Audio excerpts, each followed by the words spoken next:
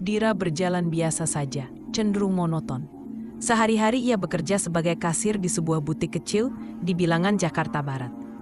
Di balik wajah manisnya, Dira menyimpan rasa minder yang sering ia sembunyikan dengan riasan tipis. Rambutnya tipis, tidak begitu panjang, dan mudah patah.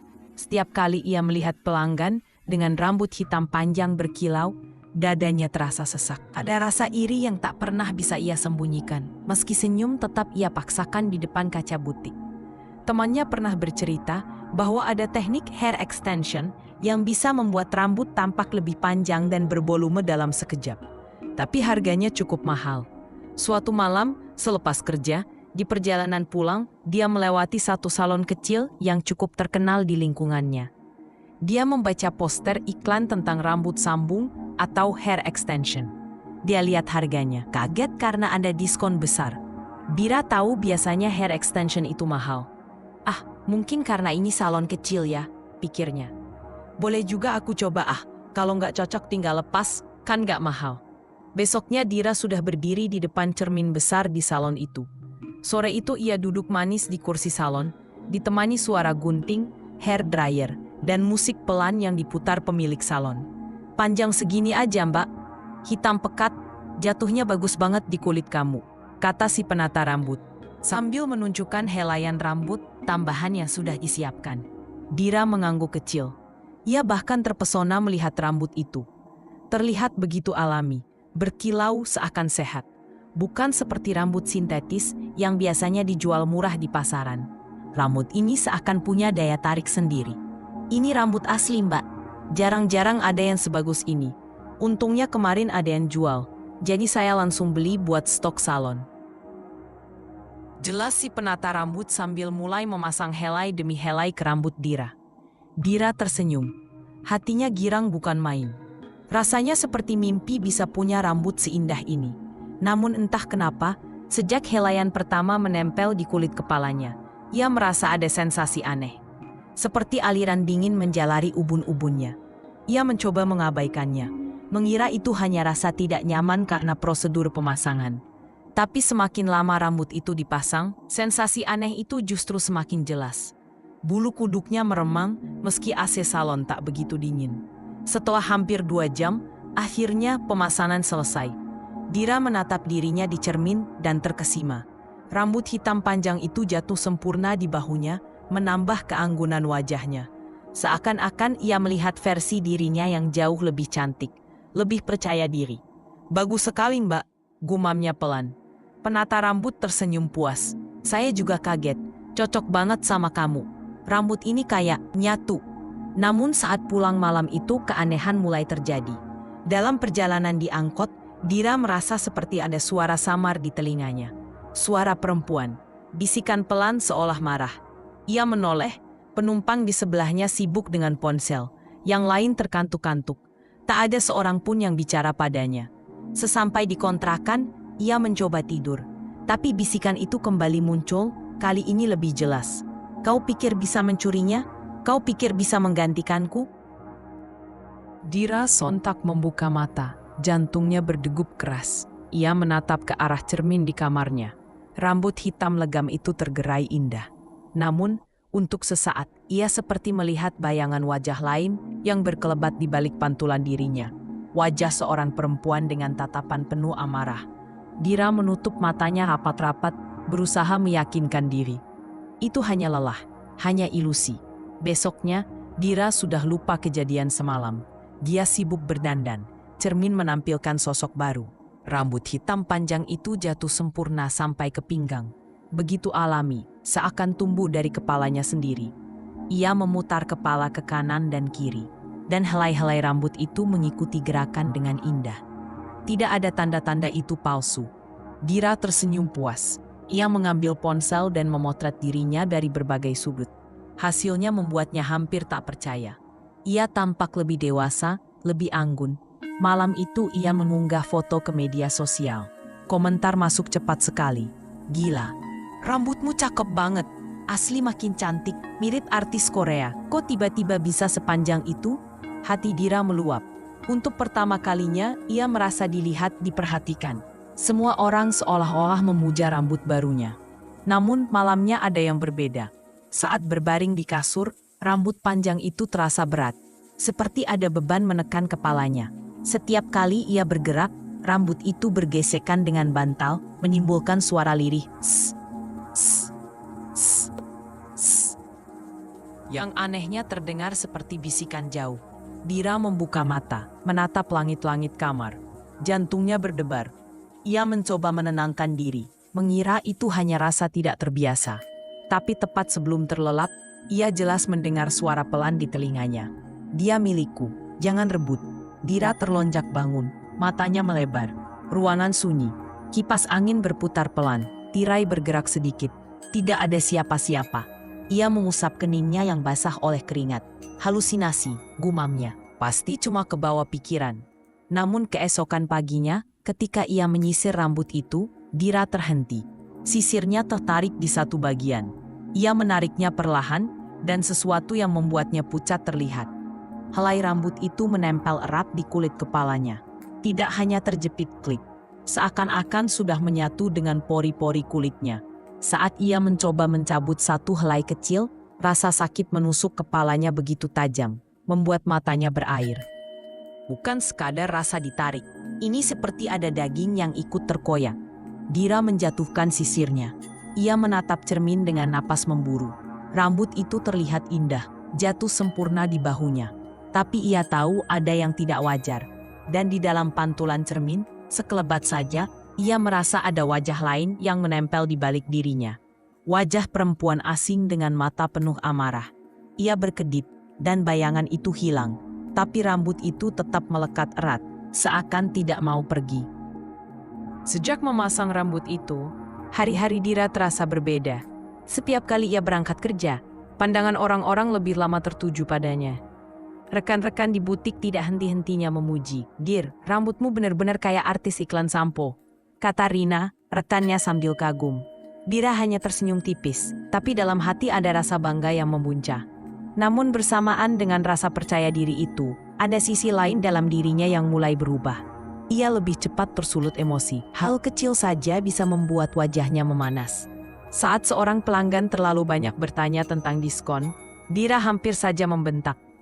Ia menahan diri, tapi jari-jarinya meremas rok seragamnya dengan keras. Malamnya, suara-suara itu kembali. Lebih jelas daripada sebelumnya. Saat lampu kamar dimatikan, suara seorang perempuan terdengar begitu dekat di telinganya. "Kau pikir dia setia padamu? Jangan percaya.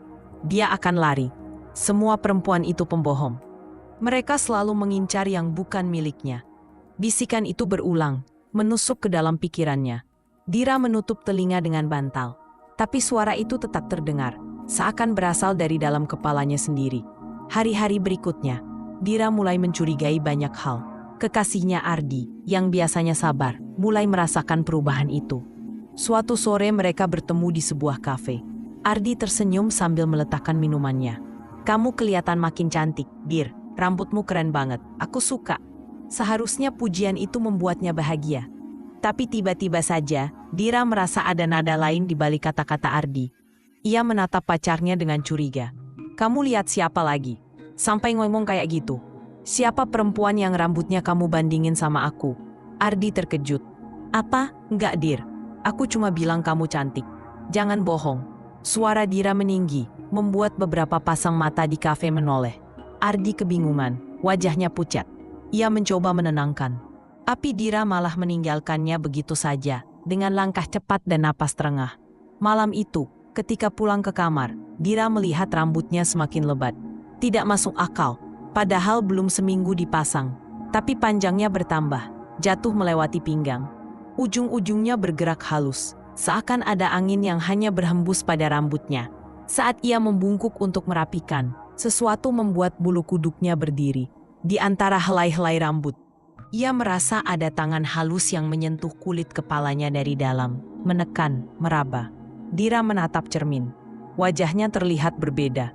Matanya lebih tajam, senyumannya miring, dan ada kilatan amarah yang tidak ia kenali. "Sekarang kau mengerti, kan? Semua orang berkhianat. Kau hanya bisa percaya padaku." Suara perempuan itu bergema di kepalanya, lebih jelas daripada sebelumnya. Dan untuk pertama kalinya, Dira menjawab suara itu dalam hati. Aku percaya padamu. Perubahan Dira makin nyata dari hari ke hari. Rekan-rekan butik mulai berbisik-bisik di belakangnya. Mereka bilang Dira jadi mudah tersinggung, sering melotot tanpa alasan, bahkan pernah memecat seorang karyawan magang hanya karena menyinggung soal rambut. Ardi semakin jarang menghubunginya. Bukan karena tidak peduli, tapi karena setiap kali mereka bicara, selalu berakhir dengan pertengkaran. Suatu sore Dira pulang dengan langkah berat. Rambutnya tergerai panjang, bergerak seperti bayangan yang mengikuti. Di depan pintu kontrakannya, seorang tetangga tua, Bu Lastri, berdiri menatapnya. Mata perempuan parubaya itu tajam, seakan bisa menembus sesuatu yang tak kasat mata. Dira, panggilnya dengan suara serak. Dira berhenti, agak heran. Iya Bu, rambutmu cantik sekali. Dari mana kau dapatkan? Nada suaranya bukan pujian, melainkan kecurigaan. Dira tersenyum tipis, mencoba terdengar biasa. Pasang di salon situ Bu. Murah, tapi bagus banget. Bu Lastri mendekat, menatap rambut itu lama sekali, lalu wajah Dira. Sekilas terlihat ketegangan di garis mulutnya. Kau harus hati-hati, rambut bukan sekadar hiasan, ia bisa menyimpan jiwa orang. Dira terdiam. Kata-kata itu membuat bulu kuduknya berdiri. Ia ingin tertawa, tapi ada sesuatu yang menahan. Maksud ibu apa? Tanyanya pelan. Dulu ada seorang perempuan muda, tinggal tak jauh dari sini. Rambutnya hitam pekat, indah sekali. Tapi dia mati tragis. Gantung diri karena sakit hati sering diselingkuhin pacarnya. Konon waktu tubuhnya ditemukan, rambutnya terpotong. Gak ada yang tahu siapa yang melakukannya. Tapi jelas, rambut itu tidak pernah masuk ke liang lahat. Dira tercekat, jantungnya berdebar cepat. Bu, dari mana ibu tahu semua itu? Bu Lastri menatapnya tajam. Karena aku lihat sendiri jenazahnya dulu. Dan rambutmu persis sekali. Malam itu, Dira duduk terpaku di kamarnya. Kata-kata Bu Lastri menggema di telinganya. Dengan tangan gemetar, Dira meraih sisir. Saat ia mencoba menyisir rambut itu, sisirnya tersangkut keras. Ia menarik pelan, lalu lebih kuat. Dari sela-helai rambut, ia mendengar bisikan. Lebih jelas, lebih dekat, nyaris seperti ada orang yang berdiri tepat di belakangnya. Kau tidak bisa melepasnya. Kau dan aku sudah sama.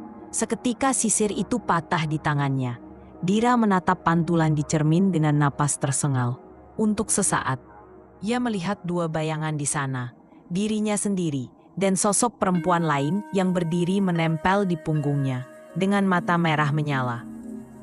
Beberapa hari setelah peringatan Bu Lastri, hidup Dira berubah menjadi mimpi buruk yang tak berkesudahan. Rambut itu semakin panjang, semakin hitam, seakan tumbuh setiap malam.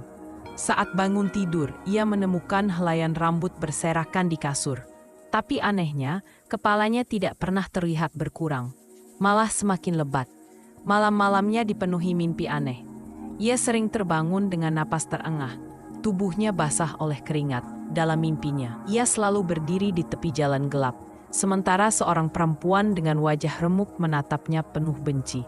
Rambut perempuan itu berantakan, tapi selalu mengalir menempel ke tubuh Dira, seakan merayap masuk lewat pori-porinya. Suatu malam, Dira tidak tahan lagi. Dengan panik, ia masuk ke kamar mandi. Rambutnya terasa berat, kulit kepalanya panas dan gatal, seakan ada sesuatu yang tumbuh di bawahnya. Ia menyalakan lampu, berdiri di depan cermin, lalu mengambil gunting. Cukup. Suaranya serak. Ia memotong ujung rambut itu dengan tangan gemetar. Begitu helai-helai jatuh ke lantai keramik. Suara mengerikan bergema di telinganya. Jeritan panjang, nyaring, seolah berasal dari dalam tengkoraknya. Dira menjatuhkan gunting, tubuhnya gemetar hebat. Suara itu begitu nyata, menyakitkan, hingga ia berlutut sambil menutup telinga. Tapi jeritan itu tidak berhenti, terus melengking, membuat kepalanya berdenyut. Saat menoleh ke lantai, helai-helai yang sudah dipotong itu perlahan bergerak. Tidak diam, melainkan merayap seperti cacing, lalu perlahan menempel kembali ke rambut di kepalanya. Helaian-helaian itu menyatu, seakan tidak pernah dipotong sama sekali. Air mata Dira jatuh, ia terisak, tubuhnya bergetar. Ia ingin berteriak, tapi tenggorokannya tercekat. Dalam ketakutannya, ia menatap cermin, dan yang ia lihat membuat darahnya membeku. Bayangannya tidak lagi sepenuhnya miliknya. Mata di pantulan itu lebih gelap, senyumannya miring, dan di balik bahunya, jelas terlihat sosok perempuan lain dengan wajah penuh luka, menyeringai puas. Kau milikku sekarang, aku akan hidup melalui dirimu. Dira terjatuh ke lantai kamar mandi, tubuhnya lemas. Rambut panjang itu menyebar di sekelilingnya, seperti jaring hitam yang menahan tubuhnya agar tak bisa lari. Di luar pintu, angin malam berdesir pelan, membawa aroma tanah basah, dan di dalam kepalanya, suara tangisan dan teriakan bercampur, membuatnya tak tahu lagi mana yang berasal dari dirinya dan mana yang bukan. Hari-hari Dira kini seperti kabur dalam kabut gelap. Ia jarang tidur, matanya menghitam, dan suaranya berubah lebih berat ketika marah. Teman-teman butik mulai takut padanya. Jika dulu mereka memuji rambutnya, kini mereka berusaha menghindar setiap kali ia lewat. Rina, sahabatnya di butik, pernah mencoba mengingatkan. "Dir, kamu gak kelihatan sehat. Rambutmu memang cantik, tapi kamu kayak bukan kamu lagi." Dira menoleh, matanya menyipit. "Maksudmu apa? Kamu iri ya?" "Enggak, aku cuma..." "Diam!" potong Dira dengan suara tinggi, membuat Rina terkejut sampai hampir menjatuhkan pakaian yang sedang ia lipat. Sejak itu, tak ada lagi yang berani dekat dengannya. Ardi pun akhirnya memberanikan diri datang ke kontrakan Dira. Ia mengetuk pintu lama sekali, sampai akhirnya Dira membukanya. Wajah Dira pucat, matanya merah seperti habis menangis berhari-hari.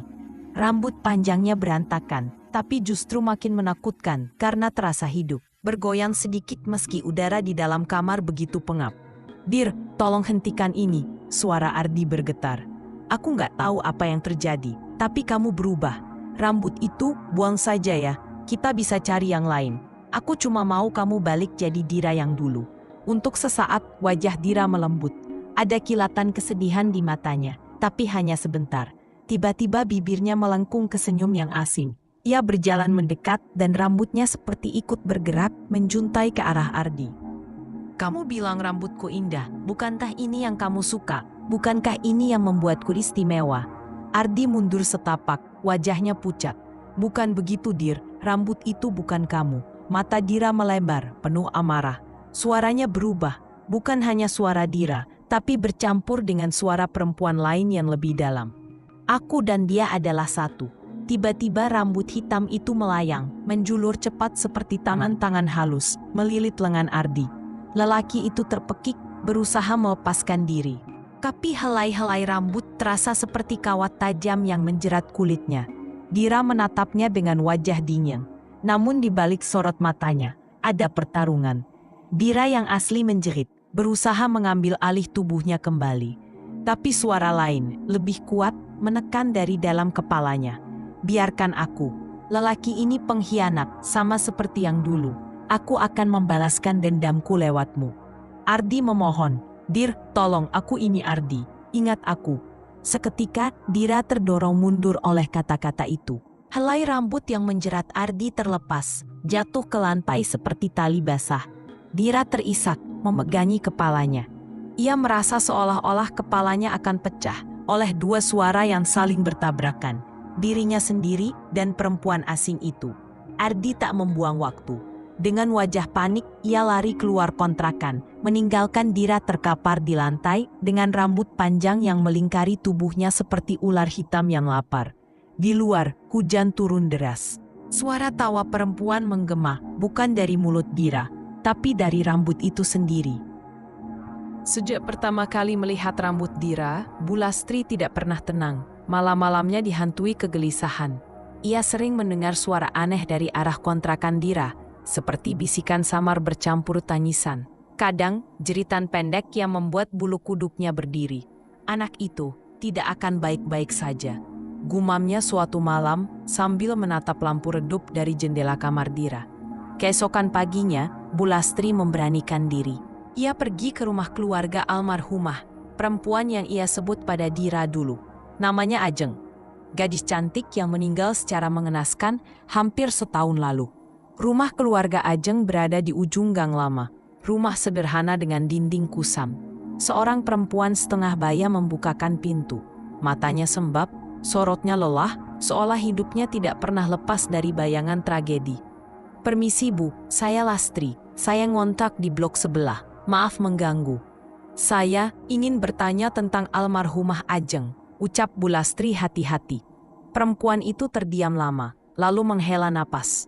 "Masuklah." Di ruang tamu, foto Ajeng tergantung di dinding. Gadis muda berambut hitam pekat, tersenyum tipis. Senyum yang jika dilihat lama-lama terasa getir. "Ajeng meninggal muda," suara ibunya lirih. "Bukan rahasia lagi kalau dia cemburuan. Pacarnya lelah, sering bertengkar. Sampai malam itu, dia nggak kuat lagi." Suaranya serak, air mata menetes. Bu Lastri menunduk. "Maaf Bu, tapi saya dengar, sebelum dimakamkan, rambutnya dipotong." Ibunya menegang. Wajahnya memucat, lalu ia berbisik. "Iya, nggak tahu siapa yang melakukan. Sejak itu, rumah ini tidak pernah tenang. Saya tak tahu siapa yang tega melakukannya." Suasana ruangan mendadak berat. Hening panjang, hanya detik jam dinding yang terdengar. "Kenapa kau menanyakan ini, Bu?" tanya ibunya curiga. Bu Lastri menggenggam tangannya sendiri yang gemetar. "Karena saya melihat rambut Ajeng itu. Sekarang ada di kepala tetangga saya. Seorang gadis muda yang makin lama makin berubah. Seperti bukan dirinya lagi." Mata Ibu Ajeng melebar. Wajahnya pucat pasi. Ia menutup mulutnya dengan tangan. "Tidak mungkin Bu, tidak mungkin." Saat itu juga, angin kencang tiba-tiba menerpa dari jendela yang setengah terbuka. Foto Ajeng di dinding jatuh. Kacanya retak. Dan Bu Lastri, dengan mata terbelalak, melihat pantulan pecahan kaca itu. Sebuah wajah perempuan berambut panjang, pucat, menatap dari balik bahu ibunya sendiri. Seketika ruangan menjadi dingin menusuk, dan suara lirih terdengar. Hampir tak terdengar, tapi cukup jelas. "Aku belum selesai." Bu Lastri pulang dengan langkah gontai, napasnya terengah. Sepanjang perjalanan, kata-kata Ajeng terus terngiang di kepalanya. "Aku belum selesai." Ia berulang kali mengusap tengkuknya yang terasa dingin, seolah ada rambut panjang yang menempel di sana. Setiba di kontrakan, suasana sudah gelap. Lampu teras kontrakan Dira berkedip-kedip, seperti hampir padam. Dari dalam, samar terdengar suara perempuan. Seolah ada dua orang yang sedang berdebat. Padahal Dira tinggal sendiri. Dengan ragu, Bu Lastri mengetuk pintu. "Dir, ini Bu Lastri. Boleh Ibu masuk?" Tidak ada jawaban. Hanya suara samar, seperti desis. Lalu tiba-tiba, pintu terbuka pelan. Dira berdiri di ambang pintu. Rambut hitam panjangnya menjuntai hingga pinggang. Lebih lebat dari terakhir Bu Lastri lihat. Wajah Dira pucat. Matanya merah seperti kurang tidur. Tapi ada sesuatu yang berbeda. Sorot matanya tajam, penuh kemarahan. "Ada apa, Bu?" Suaranya berat, seolah bukan suaranya sendiri. Bu Lastri menelan ludah. "Nak, kamu harus tahu sesuatu. Rambut itu milik seorang perempuan bernama Ajeng. Dia mati muda, penuh amarah. Rambut itu tidak boleh dipakai." "Berhenti," potong Dira dengan suara lantang. Rambutnya bergoyang seolah hidup sendiri. Helai-helai pipisnya menjuntai ke arah Bu Lastri. "Jangan bawa nama itu di hadapanku." Bu Lastri mundur setapak, jantungnya berdegup kencang. "Dira, dengar Ibu, itu bukan rambutmu. Rambut itu membawa jiwanya. Kalau kamu biarkan, dia akan." Tiba-tiba Dira meringis. Kedua tangannya mencengkeram kepalanya sendiri. Dari sela rambutnya terdengar suara jeritan. Bukan hanya satu, tapi seperti dua suara yang tumpang tindih. Suara Dira dan suara perempuan lain yang marah. "Aku bukan dia," teriak Dira. Wajahnya berubah pucat. Namun suara lain menyusul dari bibir yang sama. "Aku Ajeng, aku hidup di sini sekarang." Bu Lastri membeku, darahnya serasa berhenti mengalir. Rambut di kepala Dira bergerak liar. Beberapa helai melayang ke udara, melilit pergelangan tangannya sendiri hingga kulitnya memerah. "Ibu harus bantu aku." Suara Dira sempat kembali normal. Matanya berkaca-kaca. "Tolong cabut rambut ini, lepaskan sebelum terlambat." Namun ketika Bu Lastri mendekat, rambut itu menegang, seolah mengancam. Dari balik rambut yang menutupi wajah Dira, matanya melotot, kini penuh kebencian. "Dia milikku." Suara Ajeng keluar lantang dari bibir Dira. "Siapapun yang mencoba memisahkan kami, akan merasakannya. Lampu kontrakan mendadak padam. Dalam kegelapan, Bulastri merasakan sesuatu menyentuh lehernya. Dingin, licin, seperti helai rambut basah yang perlahan melilit. Malam itu Bulastri hampir kehilangan nyawanya. Rambut Dira yang melilit lehernya baru terlepas ketika ia nekat membaca doa-doa yang masih ia hafal. Mulutnya bergetar cepat. Ayat-ayat suci bercampur dengan ketakutan. Tiba-tiba, rambut itu mengejang, menjerit keras dalam kepalanya, lalu terurai jatuh begitu saja. Dalam gelap, Bulastri merangkak, menabrak pintu dan kabur keluar rumah dengan napas tersengal. Keesokan harinya, wajah Bulastri masih pucat. Matanya merah karena semalaman tak tidur. Ia mengetuk pintu rumah Ustadz Rahman, seorang ustadz yang dikenal sering membantu orang-orang dengan gangguan gaib. "Ustadz, tolong, ada yang merasuki Dira. Rambutnya bukan rambut biasa." Ustadz Rahman menatat serius. "Kalau begitu, kita harus segera datang sebelum terlambat." Mereka kembali ke kontrakan. Bulastri sudah meminta bantuan beberapa tetangga. Pak Darto yang berbadan kekar, Bu Yati yang sering ikut pengajian. Juga 2 pemuda kontrakan yang wajahnya tegang mendengar cerita Bulastri. Begitu pintu kamar Dira dibuka, mereka dikejutkan oleh pemandangan menyeramkan. Dira duduk di sudut kamar. Rambutnya semakin panjang, nyaris menyapu lantai. Wajahnya penuh amarah dan di dinding kamar tergores dengan benda tajam. "Jangan ganggu aku." Saat melihat orang-orang masuk, Dira mendesis, "Pergi atau kalian semua akan kutenggelamkan dalam rambutku." Rambut hitamnya tiba-tiba bergerak, menyebar ke lantai seperti akar-akar hidup. Tetangga-tetangga terperanjat.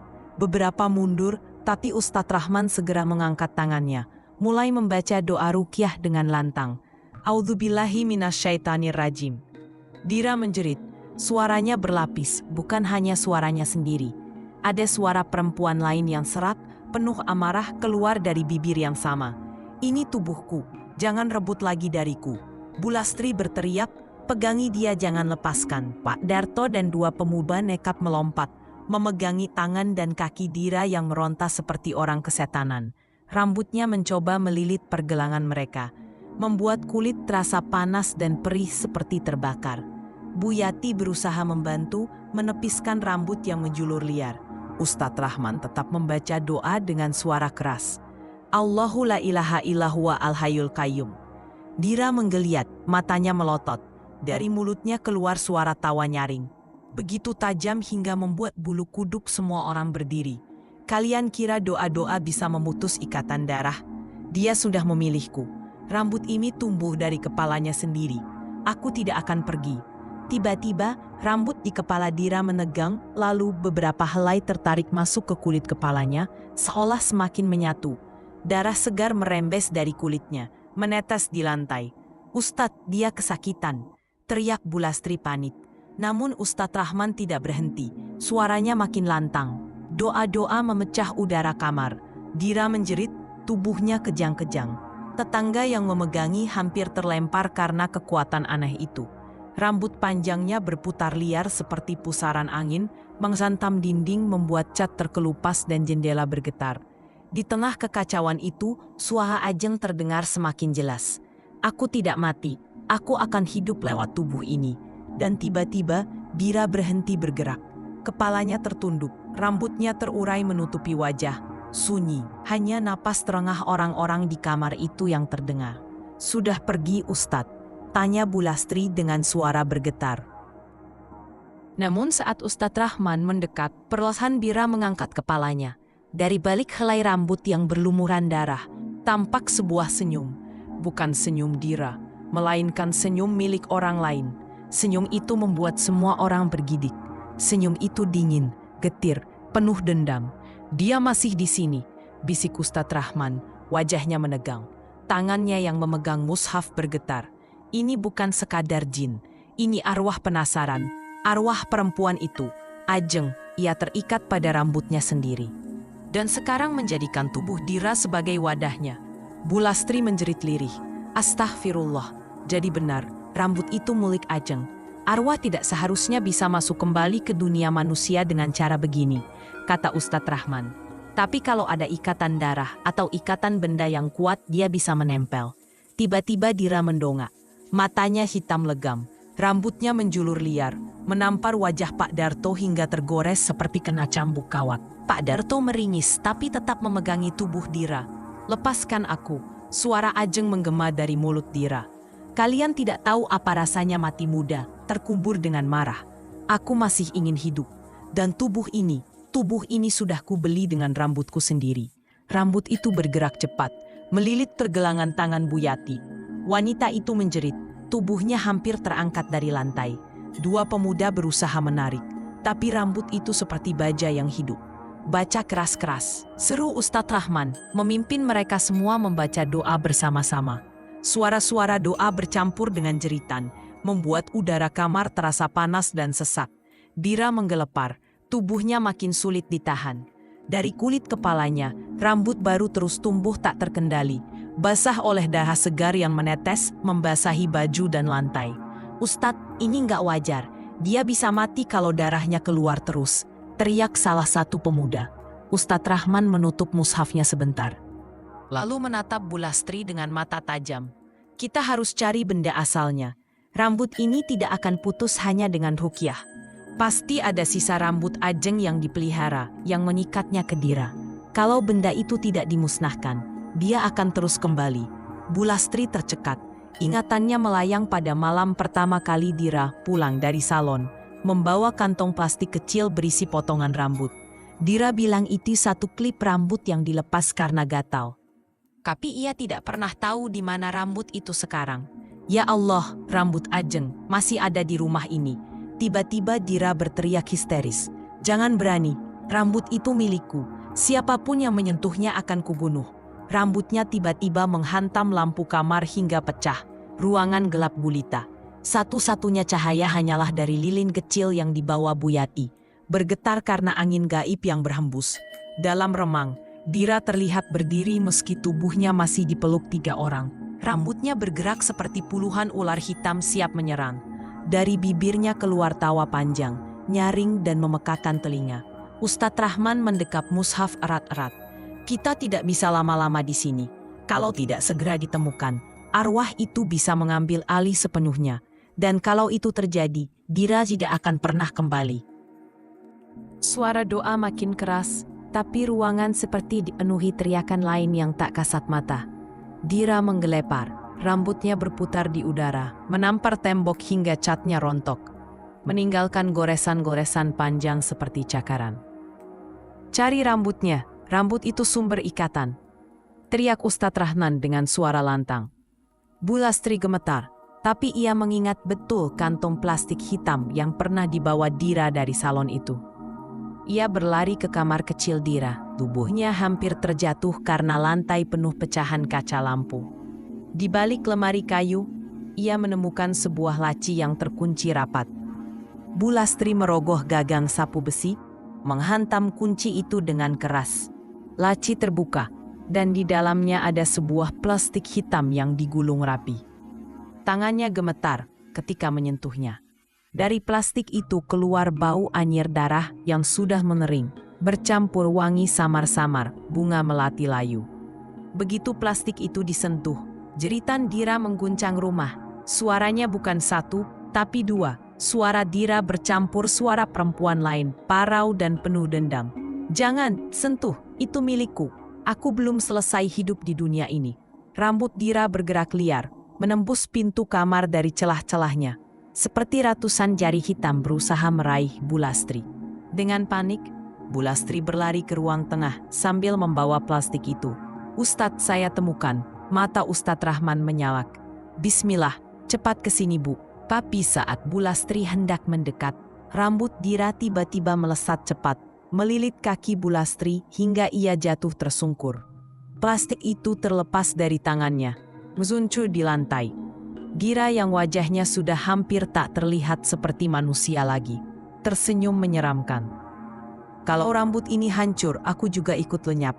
Tapi sebelum itu, aku pastikan kalian semua mati dulu." Rambut-rambutnya merayap ke plastik, berusaha menariknya kembali. Para tetangga berteriak, mencoba menahan rambut itu dengan sapu, kayu, bahkan tangan kosong. Tapi rambut itu tajam seperti kawat berduri, melukai siapapun yang menyentuhnya. Ustadz Rahman mengangkat mushaf, membacakan doa lebih keras, lalu menoleh ke Bu Lastri yang masih terkapar. "Bu, jangan biarkan dia dapatkan plastik itu. Ambil, bakar sekarang juga." Bu Lastri merangkak, darah memucur dari betisnya karena tergores rambut. Tangannya bergetar saat meraih plastik hitam itu. Suara-suara gaib bergema di kepalanya, tangisan, teriakan, bahkan tawa Ajeng. Begitu tangannya menyentuh plastik, Bu Lastri melihat kilasan wajah Ajeng. Pucat, matanya merah, bibirnya penuh darah. Ajeng menatapnya tajam dan berbisik lirih. "Kalau kau musnahkan ini, aku akan ikut menyeret nyawa anak itu bersamaku." Bu Lastri tercekat. Matanya menatap Dira yang tubuhnya sudah hampir sepenuhnya dikuasai Ajeng. Wajah gadis muda itu bergantian muncul dan menghilang. Ia harus memilih. Menyelamatkan Dira dengan risiko gagal, atau membakar rambut itu dan mungkin kehilangan Dira selamanya. Ruang kontrakan itu mendadak panas, seperti ada tungku besar yang menyala di dalamnya. Rambut Dira makin liar, menjulur ke langit-langit, menampar dinding, bahkan menancap ke lantai, seperti akar pohon tua yang menghujam tanah.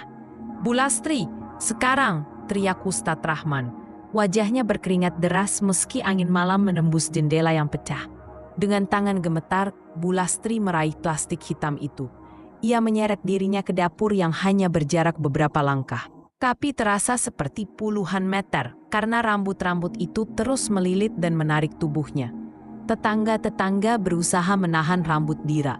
Pak Rojak memukul-mukul dengan kayu sapu, sedangkan ibu-ibu lain merapal doa sebisanya. Tapi rambut itu menancap ke tangan mereka, meninggalkan luka sobek memanjang yang berdarah-darah. Dira, atau tepatnya sosok Ajeng yang menguasai tubuhnya, tertawa panjang. "Kalian pikir bisa melawanku? Rambut ini bukan sekedar rambut. Ini bagian dari nyawaku. Kalau dia bakar, aku pastikan gadis itu ikut mati bersama." Bu Lastri berhenti sejenak. Napasnya terengah, matanya menatap Dira dengan air mata. "Dira, nak, kamu harus kuat. Jangan biarkan dia ambil tubuhmu." Sesaat wajah Dira kembali terlihat di balik sosok Ajeng. Matanya berkaca-kaca, bibirnya bergetar. "Tolong Bu, tolong aku." Rambut langsung menghantam kepala Dira sendiri, membuat wajah gadis itu kembali hilang, digantikan raut Ajeng yang bengis. Bu Lastri menggigit bibirnya, lalu berlari ke tungku kompor minyak di dapur. Dengan sekuat tenaga, ia menyalakan api. Plastik hitam berisi rambut itu dilempar ke atas nyala api. Jeritan melengking memekakkan telinga terdengar. Suara itu bukan hanya dari Dira, tapi juga dari sesuatu yang jauh lebih tua dan penuh dendam. Rambut di dalam plastik langsung bergolak, melompat-lompat seperti ular terbakar, mengeluarkan bau daging gosong bercampur melati busuk. Dira menjerit keras, tubuhnya kejang-kejang. Rambut yang tumbuh di kepalanya terbakar dari ujung. Lidah api menjalar cepat ke akar-akar yang sudah menancap di kulitnya. Asap putih keabu-abuan menepul, membawa bayangan wajah Ajeng yang menjerit. Wajahnya meleleh seperti lilin cair. "Aku tidak ikhlas, kalian semua akan mendapat gilirannya." Jeritan itu bergema, lalu mendadak hening. Rambut yang mengikat para tetangga terlepas. Tubuh Dira terhempas ke lantai, pingsan. Api di kompor mengecil, menyisakan abu hitam pekat. Semua orang terdiam, napas mereka terengah, wajah penuh darah dan keringat. Ustadz Rahman menunduk, suaranya bergetar. "Insya Allah sudah selesai." Tapi roh seperti itu tak akan pernah benar-benar lenyap. Ia hanya diusir. Bu Lastri mendekati Dira yang terbaring lemah. Ia menyentuh kening gadis itu, terasa panas dan basah oleh keringat. "Nak, kamu sudah selamat sekarang. Kamu sudah bebas." Tapi saat itu juga, Dira membuka mata. Matanya hitam legam, pupilnya hampir tak terlihat. Dengan suara lirih tapi menusuk, ia berbisik, "Bu, rambutku jangan dibuang lagi." Pagi itu kontrakan Dira masih berantakan. Bau gosong menyengat memenuhi ruangan, bercampur dengan bau anyir darah dari luka para tetangga. Semua orang kelelahan, sebagian pulang dengan tubuh penuh goresan. Ustadz Rahman memberi pesan singkat sebelum pamit. "Saya sudah usir apa yang menempel, tapi jangan anggap semuanya selesai. Roh dendam kadang meninggalkan jejak. Jagalah Dira baik-baik. Jangan biarkan dia sendirian." Bulastri mengangguk meski dalam hati ketakutan belum hilang. Ia memutuskan untuk menginap di kontrakan itu demi menjaga Dira. Siang hari suasana tampak normal. Dira tidur lama, tubuhnya lemah seperti habis demam tinggi. Namun saat Bulastri mencoba membersihkan lantai dapur, ia menemukan sesuatu yang membuatnya merinding. Abu hitam pekat yang seharusnya sudah terbawa angin, masih menempel lengket di ubin. Anehnya, abu itu berdenyut pelan, seperti jantung yang masih berdetak. Bulastri buru-buru menyapu dan membungkusnya dengan plastik baru. Tapi begitu ia mengangkat plastik itu, terdengar bisikan lirih dari dalam abu. "Aku belum selesai." Bulastri terhuyung mundur, wajahnya pucat.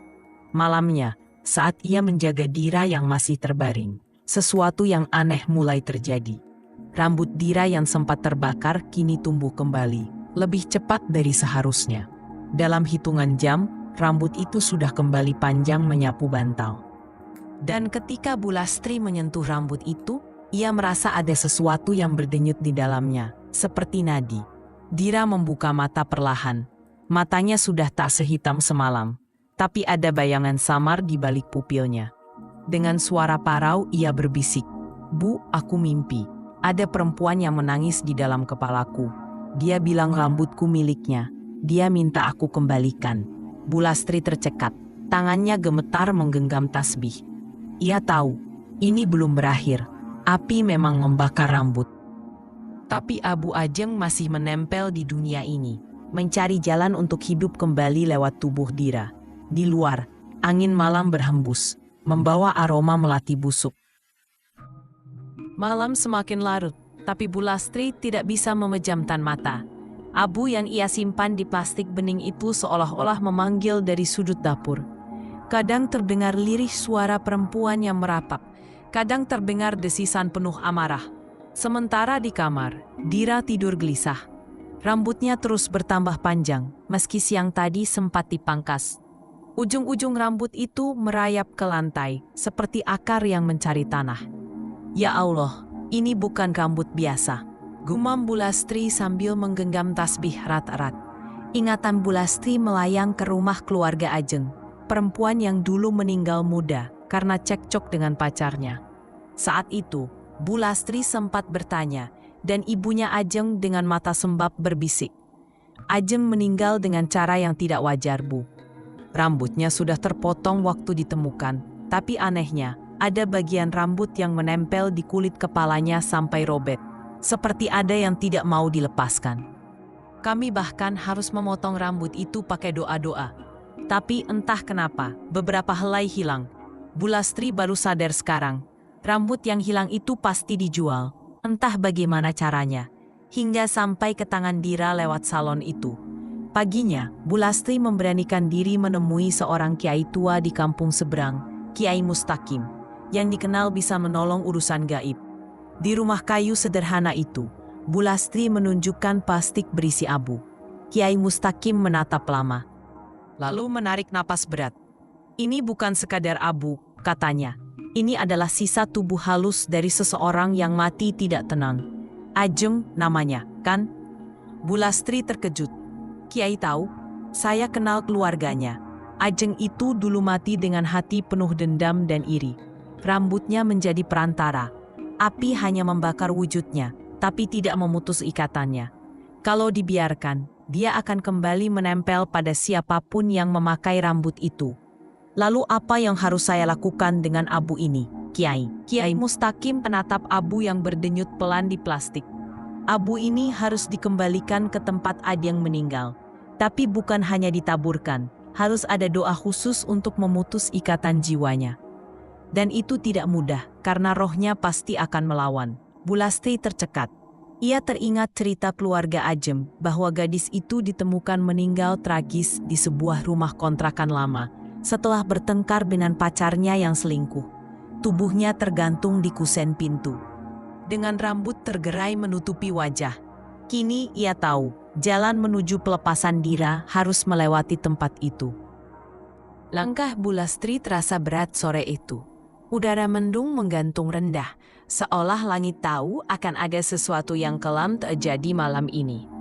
Ia menggandeng Dira, yang wajahnya tampak pucat, namun matanya berkilat aneh. Seakan ada dua pribadi yang berebut kendali di dalam tubuhnya. "Bu, kenapa kita ke sini?" tanya Dira dengan suara bergetar.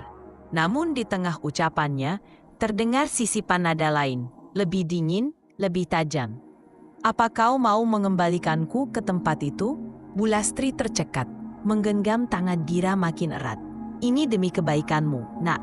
Bertahanlah, jangan biarkan dia menguasaimu sepenuhnya." Mereka berhenti di depan sebuah rumah kontrakan tua di ujung gang sempit. Rumah itu sudah lama kosong. Catnya terkelupas, jendela kayu dibiarkan bolong, dan pintu berkarat seperti enggan dibuka lagi. Tapi Bulastri tahu betul, disitulah Ajeng ditemukan tergantung. Rambut panjangnya menjuntai, menutupi wajah penuh luka cemburu dan sakit hati. Begitu pintu rumah didorong, udara lembab menusuk masuk. Bau apek bercampur amis, seakan waktu berhenti di dalam sana. Dira meringis lalu tiba-tiba tersenyum miring, senyum yang bukan miliknya. "Sudah lama aku kembali." Suara Dira terdengar lebih rendah, penuh kepuasan. Rambut hitam pekatnya berayun, makin panjang, seakan menjamah lantai berdebu. Bulastri menggigil, cepat-cepat mengeluarkan plastik berisi abu Ajeng dari tasnya. Ia menatap sekeliling, lalu memilih berdiri tepat di bawah kusen pintu, tempat Ajeng dulu mengakhiri hidupnya. Dengan suara bergetar, ia mulai membaca doa-doa yang diajarkan Kiai Mustaqim. Tangannya gemetar saat ia membuka plastik, menaburkan abu itu ke lantai yang retak-retak. Namun begitu butiran abu menyentuh tanah, rumah tua itu bergetar pelan. Dari dinding yang mengelupas terdengar suara perempuan meraung, marah, putus asa, dan menyayat hati. Dira mendadak meronta hebat. "Tidak, jangan kembalikan aku ke sini. Dia milikku, hidupnya milikku. Aku tidak akan pergi." Suara itu bukan suara Dira, itu suara Ajeng. Rambut panjang Dira terangkat seakan hidup, melilit lengan Bulastri hingga ia hampir terjatuh. "Ya Allah, lindungi kami," jerit Bulastri memaksa melanjutkan doa meski dadanya ditekan rasa sesak. Semakin banyak abu yang ditabur, semakin kuat pula perlawanan Ajeng. Lampu gantung tua di langit-langit bergoyang sendiri. Jendela membanting berulang kali, dan udara dalam rumah berputar seperti pusaran angin gelap.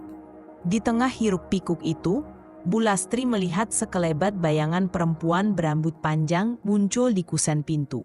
Wajahnya pucat, mata merah penuh amarah, dan mulutnya bergerak-gerak tanpa suara.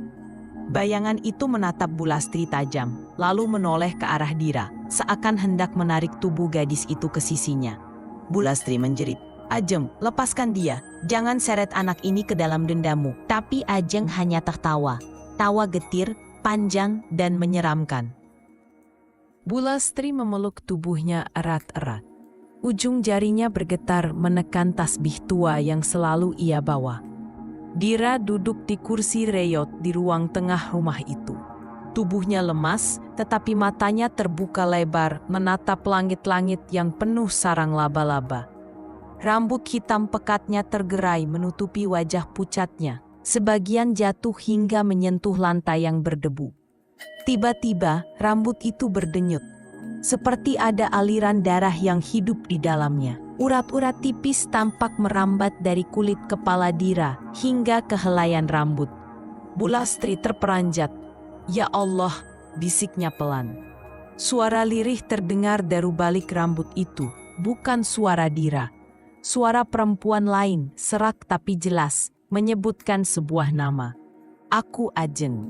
Bulastri tersentak mundur, hampir terjatuh. "Astagfirullah." Dira mengangkat kepalanya perlahan, dan ketika wajahnya muncul dari balik rambut, itu bukan wajah yang Bulastri kenal.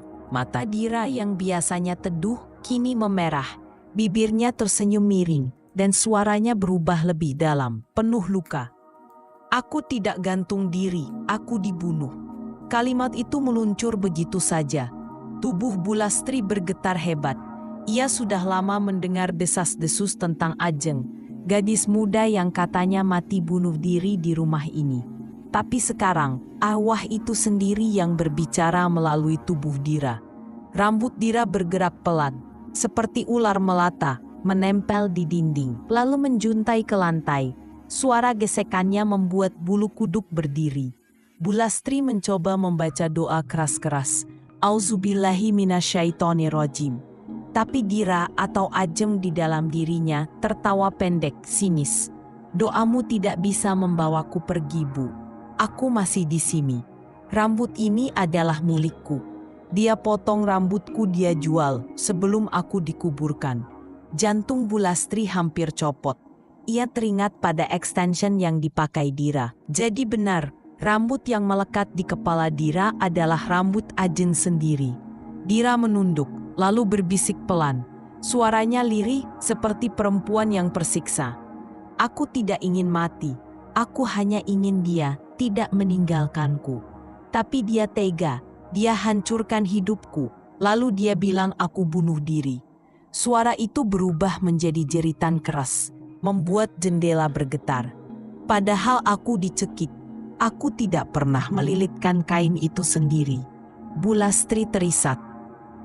Mulutnya gemetar membaca ayat kursi. Tapi semakin keras ia membaca, semakin keras pula jeritan dari dalam tubuh Dira. Rambutnya kini menegang, melilit tiang-tiang kayu rumah, seolah-olah hendak menjerat apapun yang ada di sekitarnya. Di tengah teror itu, Dira tiba-tiba menangis dengan suara lirih. Murni suara Dira, bukan Ajeng. Bu, tolong saya, tolong keluarkan saya. Lalu wajahnya kembali menegang, senyum miring itu muncul lagi. Ajeng kembali menguasainya. Jangan kira mudah, Bu. Rambut ini sudah menyatu dengannya. Kalau kau paksa melepaskan, dia akan mati, sama seperti aku dulu. Bulastri terduduk lemas, tubuhnya gemetar. Malam itu, untuk pertama kalinya, ia bukan hanya melihat Dira kerasukan, tapi juga mendengar langsung pengakuan Ajeng tentang kematiannya. Rahasia yang terkubur lama kini perlahan terbuka melalui helaian rambut hitam yang hidup di kepala Dira. Bulastri lari pontang-panting keluar dari rumah tua itu. Nafasnya memburu, dadanya sesak, kakinya hampir tak kuat lagi melangkah. Malam begitu gelap, tapi ia tak peduli. Bayangan rambut yang terus menjuntai dari kepala Dira, juga suara lirih Ajeng yang merintih dari mulut anak itu, menghantui langkahnya. Setelah hampir jatuh beberapa kali, ia akhirnya tiba di rumah Ustadz Rahman. Ia mengetuk pintu dengan panik, hampir histeris. Ustadz, tolong saya, tolong Dira, itu bukan kerasukan biasa. Itu Ajeng, Ustadz. Ajeng yang dulu meninggal di rumah itu. Ustadz Rahman membuka pintu dengan wajah terkejut. Ia menuntun Bulastri duduk, lalu mendengarkan penjelasannya. Dengan terbata-bata, Bulastri menceritakan bagaimana Dira tiba-tiba berbicara dengan suara Ajeng, menyebut bahwa ia tidak mati bunuh diri, melainkan dibunuh dan rambutnya dipotong untuk dijual. Ustadz Rahman terdiam lama, wajahnya berubah serius. Kalau benar itu arwah Ajeng yang bicara, berarti ada dosa besar yang belum terungkap. Keluarganya harus tahu. Kalau tidak, arwah itu takkan pernah tenang. Dengan segera, Ustadz Rahman menghubungi keluarga Ajeng. Esok paginya, Pak Wicak, ayah Ajeng, datang bersama Mbak Yuni, kakak perempuannya. Wajah mereka pucat, seolah luka lama yang sudah mereka kubur tiba-tiba disayat kembali. Ibu Ajeng tidak diberitahu, karena kondisi fisik dan mental beliau sedang tidak baik. Mereka bertiga, Ustadz Rahman, Bulastri dan keluarga Ajeng, berjalan menuju rumah tua itu. Setiap langkah terasa berat. Udara di sekitar bangunan itu seperti lebih dingin dari biasanya. Begitu pintu didorong, pemandangan di dalam membuat bulu kuduk mereka meremang. Dira duduk diam di kursi reyot, tubuhnya kaku. Rambutnya kini menjuntai semakin panjang, hitam legam, sebagian melilit kakinya sendiri. Pak Wicak tercekat, hampir tak bisa bicara. Ya Allah, pelan-pelan, kepala Dira terangkat. Matanya merah berair, senyumnya tipis namun getir. Suara yang keluar dari mulutnya bukan suara Dira, melainkan suara lirih penuh luka. Ayah, Kak Yuni. Pak Wicak langsung gemetar. Ajeng, kau masih ingat kami. Tangisan pecah. Lewat tubuh Dira, Ajeng berbicara. Gantung diri ayah, aku dibunuh. Laki-laki yang kupercaya, yang mengaku mencintaiku, dia yang mencekik leherku malam itu. Lalu rambutku dipotong, dijual. Seakan-akan aku hanya barang dagangan. Mbak Yuni menutup mulutnya, menangis histeris. Astagfirullah, jadi selama ini semua orang salah menuduhmu. Dik, suara Ajeng bergetar, antara marah dan sedih. Aku ingin ayah tahu, aku bukan perempuan hina, aku korban. Tapi aku dibungkam sampai mati. Pak Wicak jatuh berlutut, air matanya deras. Maafkan ayah nak, maafkan kami percaya kabar yang beredar. Kami biarkan orang-orang mencaci. Ajeng menangis lewat tubuh Dira. Rambutnya bergerak pelan, seolah ikut meratap. Aku ingin tenang, tapi rambut ini, selama masih melekat padanya, aku tak bisa pergi. Ustadz Rahman maju, membaca doa dengan suara lantang, mencoba menenangkan arwah itu. Tapi tiba-tiba tubuh Dira menegang. Jeritannya memecah ruangan.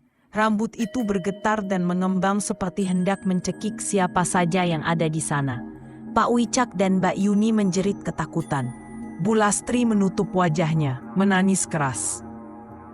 Ustadz Rahman berteriak lantang, Ajeng, jika kau ingin tenang, beritahu kami apa yang harus dilakukan.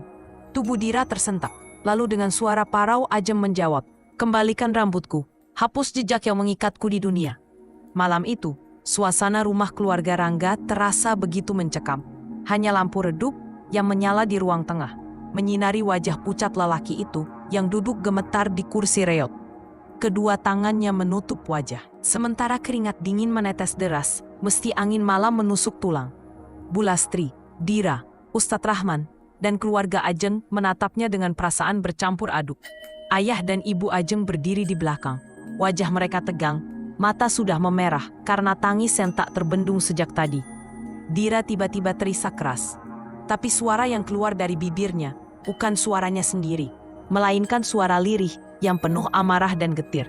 Rangga, kau khianati aku. Kau potong rambutku. Kau jual tubuhku. Kau biarkan aku terombang-ambing di antara dunia yang tak pernah ku tahu. Semua terdiam, hanya suara itu yang menggema. Rangga mendadak jatuh berlutut di lantai. Dia menangis keras, tubuhnya gemetar. Aku takut Ajeng. Aku potong rambutmu, supaya kau gak bisa balik lagi. Supaya rohmu gak bisa ganggu aku. Ibu Ajeng berteriak histeris. Kau tega, anak saya anak baik-baik. Astagfirullah. Rangga merangkak pelan menuju sebuah lemari tua di pojok ruangan. Tangannya gemetar saat membuka pintu lemari, lalu mengeluarkan sebuah kotak kayu kecil. Kotak itu sudah berdebu. Namun ketika dibuka, semua orang terperanjat. Di dalamnya tersimpan gumpalan rambut hitam panjang yang sebagian sudah mengering, kusut dan berbau apek. Aku nggak sanggup buang semuanya, kata Rangga dengan suara param. Sebagian rambut Ajeng, aku simpan, biar aku masih bisa ngerasa dia ada di dekatku. Tangisan semakin pecah. Ibu Ajeng merebut kotak itu, memeluknya erat-erat sambil merintih seperti seorang ibu yang kembali menemukan potongan tubuh anaknya. Ayah Ajeng hanya bisa berdiri kaku, matanya kosong, tak kuasa menahan air mata. Dira tiba-tiba terhuyung ke depan, tubuhnya kaku. Suara Ajeng kembali bergema melalui dirinya. Kau egois, Rangga, aku tidak pernah ingin diingat seperti ini. Aku ingin pulang, tapi jasadku dicabik. Tubuhku diperdagangkan. Aku terikat di sini karena ulahmu. Ustadz Rahman segera melangkah maju. Wajahnya tegas, meski matanya berkaca-kaca melihat penderitaan yang terbuka lebar malam itu. Cukup, Rangga. Kesalahanmu sudah nyata. Tidak ada jalan lain selain mengembalikan semua ini pada tempatnya. Rambut Ajeng harus disatukan kembali dengan tanah kuburnya. Hanya begitu dia bisa tenang. Rangga menangis keras, sujud di lantai. Ampuni aku nggak tahu. Aku cuma takut sama arwahnya. Bu Lastri menoleh ke Ustadz Rahman. Ustadz, jangan tunda lagi. Malam ini juga kita harus selesaikan. Mereka semua lalu berangkat menuju makam Ajeng. Malam itu hujan rintik turun, seolah langit ikut berduka. Di tangan Ibu Ajeng, kotak kayu itu digenggam erat. Tidak pernah lepas dari pelukannya sepanjang jalan. Dira berjalan di apik Bu Lastri. Sesekali tubuhnya tersentak karena Ajeng masih bersemayam di dalamnya. Sesampainya di makam, Ustadz Rahman memimpin doa. Tanah di sekitar pusara digali sedikit, cukup untuk menaruh rambut yang disatukan dalam kain putih. Sebagian rambut lain yang pernah ditemukan keluarga dari salon juga dibawa, agar semuanya kembali utuh. Saat kain berisi rambut itu diturunkan ke dalam tanah, tubuh Dira tiba-tiba mengejang keras. Dari mulutnya keluar suara tangisan memilukan. Ajeng menangis, tapi kali ini bukan karena marah, melainkan karena lega. "Terima kasih, akhirnya aku bisa pulang, jangan lupakan aku." Tubuh Dira lalu ambruk, jatuh tak sadarkan diri di pelukan Bu Lastri. Doa pun mengalun panjang, ditutup dengan isak keluarga Ajeng yang masih tersungkur di tanah. Rangga hanya berdiri jauh di belakang, wajahnya basah air mata, tubuhnya gemetar. Dia tahu, semua sudah terlambat untuk ditebus, tapi setidaknya Ajeng kini telah mendapat ketenangan.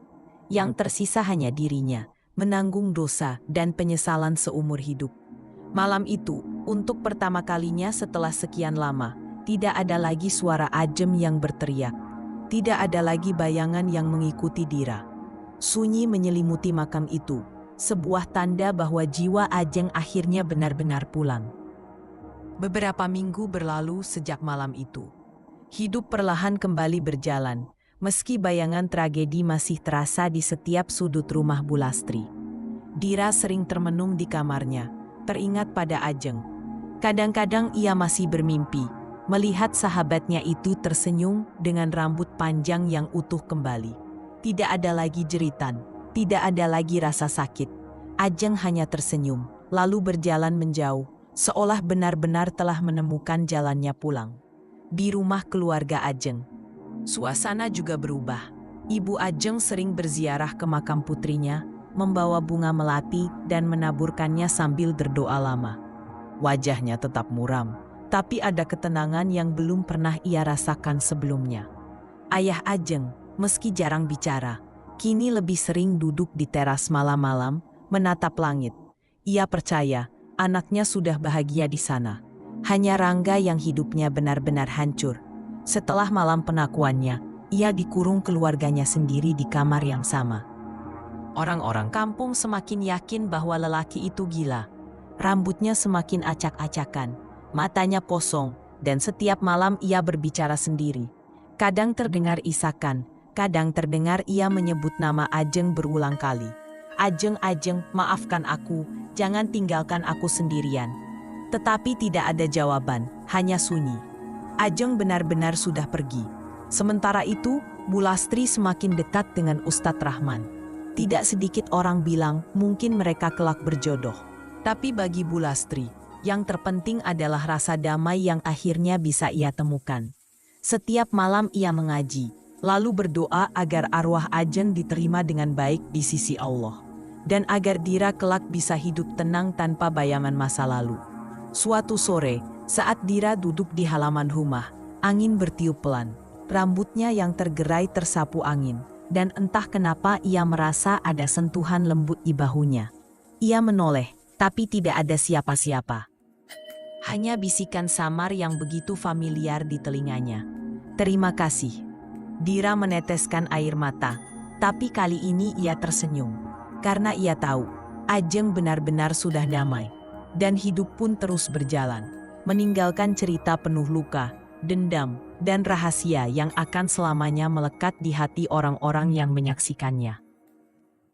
Like and subscribe.